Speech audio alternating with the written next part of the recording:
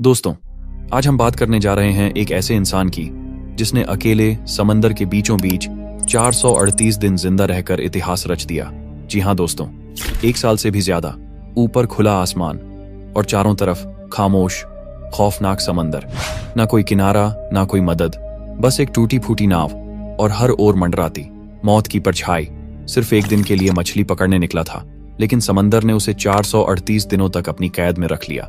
ना खाना था, ना पानी, ना कोई छत और ना कोई इंसान। जीने की उम्मीद शून्य, मरने की गारंटी 100%। उस नाव में 2 लोग थे।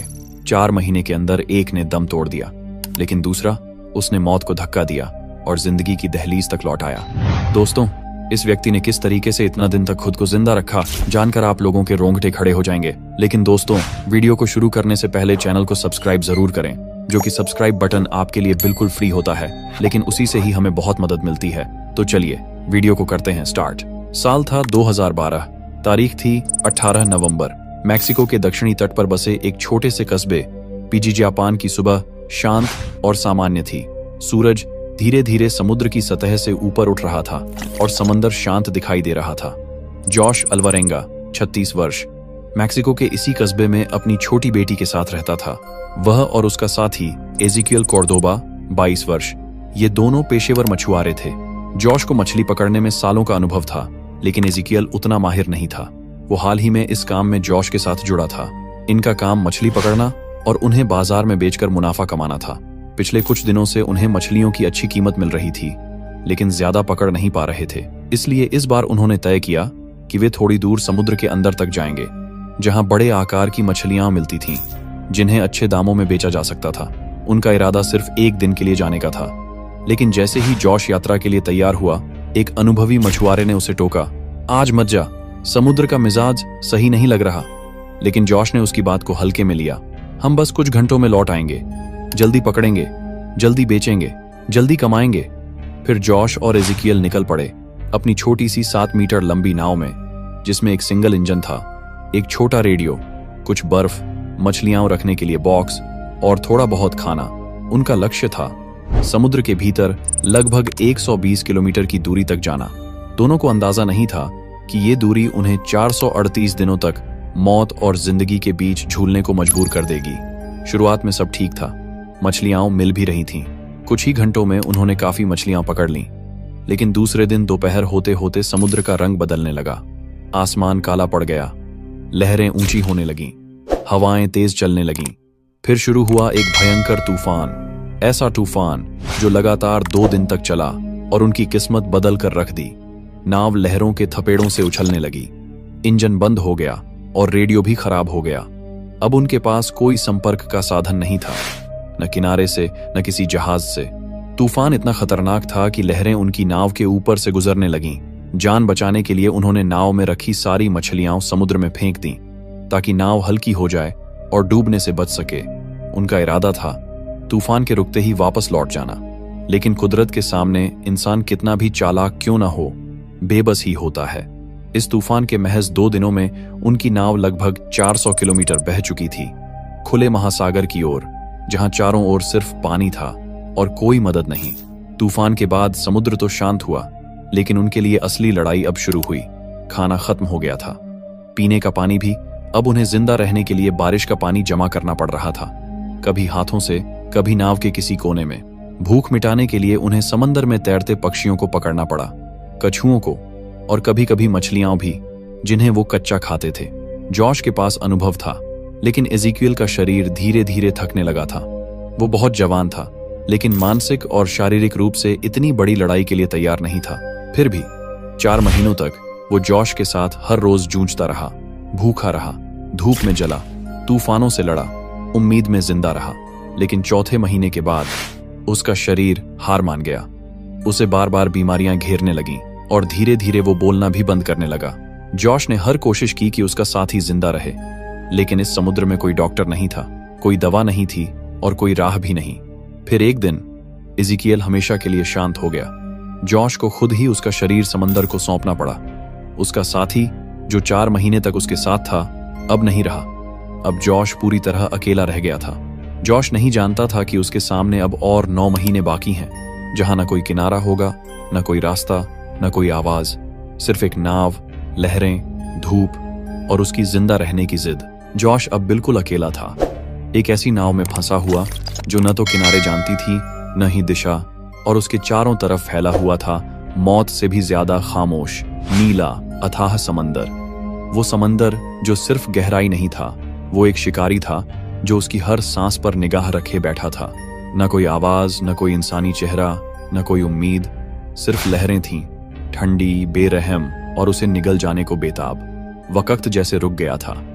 हर दिन, हर पल जॉश को यह एहसास कराता था कि ये जंग सिर्फ भूख और प्यास की नहीं है, ये जंग थी उसके अंदर छिपे इंसान के अस्तित्व की। समंदर उसका शरीर नहीं, उसकी आत्मा तक चूस लेना चाहता था। हर सुबह वो उठता तो लगता आज शायद आखिरी दिन है, और हर रात वो आसमान को देखकर सोचता क्या ये आखिरी रात है मेरी। लेकिन जब हर उम्मीद टूट रही थी, तब एक चीज उसे हर दिन जिंदा रखी थी, उसकी बेटी की हंसी, उसकी आंखें, उसकी मासूम आवाज। जब जोश की आत्मा थकने लगती थी, तब वो यादें उसे थाम लेती थीं, उसे कहती थीं तू हार नहीं सकता, तुझे जीना है मेरे लिए। दिन की आग जैसी धूप में उसका बदन जलता था, और रात की हड्डियां जमा देने वाली हवा में उसकी रगें जमने लगती थीं। खाने के नाम पर कुछ नहीं, पीने के लिए सिर्फ बदबूदार पानी, और साथ में एक खामोशी जो पागल कर देने वाली थी। जॉश कभी कभी खुद से बातें करता, खुद को जवाब देता, क्योंकि अब वो भूलने लगा था कि असली आवाज कैसी होती है। 6 महीने बीत चुके थे, और फिर एक दिन दोपहर की तपती धूप में जब जॉश की आंखें सूरज की चमक में जल रही थीं, तब उसे दूर क्षितिज पर एक विशालकाय जहाज दिखाई दिया। उसका दिल धड़कने लगा जैसे उसमें फिर से जान आ गई हो। उसने अपने कपड़े हवा में लहराए, नाव को हिलाया, चीखा, चिल्लाया, जैसे पूरा समंदर उसकी आवाज से गूंजने लगा हो। लेकिन हकीकत उतनी ही बेरहम थी जितना ये समंदर। जहाज ने उसे देखा तक नहीं। उसकी छोटी सी नाव उस नीले सागर के महासंग्राम में एक धब्बे से ज्यादा कुछ नहीं थी। कुछ ही मिनटों में वो जहाज ओझल हो गया, और साथ ही ओझल हो गई जॉश की वो आखिरी उम्मीद। जॉश अब एक टूटा हुआ इंसान था, ऐसा इंसान जो सवाल करता था क्या मैं अब कभी किसी को देख पाऊंगा। वो आसमान की ओर देखता, पर वहां सिर्फ खामोशी थी, सिर्फ लहरों की बेरहम हंसी और एक अकेली रूह की सिसकियां। 11 महीने बीत चुके थे। अब उसकी नाव लगभग 8000 किलोमीटर दूर अज्ञात महासागर में भटक रही थी। वो समंदर जिसे दुनिया के नक्शों में कोई नाम नहीं मिला, और जॉश जिसका अब चेहरा पहचानने लायक भी नहीं रहा। उसकी आंखें धंस गई थीं, गाल सूख गए थे, होंठ फटे हुए थे, और त्वचा ऐसी जैसे आग में तपी हो। लेकिन जॉश अब इंसान नहीं था, वो अब एक आदत बन गया था, जिंदा रहने की आदत। और फिर आया वो दिन, 30 जनवरी 2014। वो दिन जब किस्मत ने दरवाजा नहीं, एक दरार दी। लेकिन जॉश ने उसी दरार में से जिंदगी खोज निकाली। पानी में कुछ अजीब तैरता नजर आया, सूखे नारियल, और जॉश ने एक झटके में समझ लिया जमीन पास है। उसके जिस्म में जहां जान बाकी नहीं थी, वहां एक तूफान उठा। उसने नाव को पूरी ताकत से मोड़ा और दूर देखा। वहां एक टापू था, एक धरती का टुकड़ा जिसे देखने के लिए उसकी आंखें तरस गई थीं।